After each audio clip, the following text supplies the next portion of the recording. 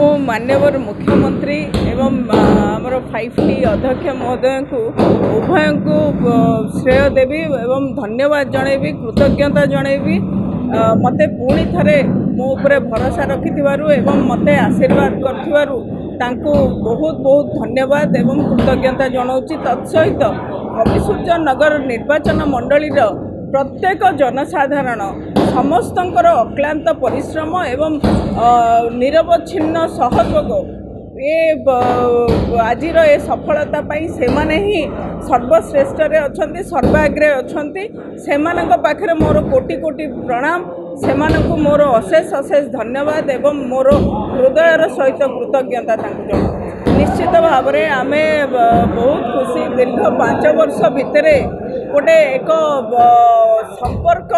एभली एक संपर्क मु समस्तंकर अपा हो जाइथिली एवं समस्त मोर भाई भौणी भलिया समस्तंक सहित संपर्क गढ़ी उठिछि एवं सेही संपर्क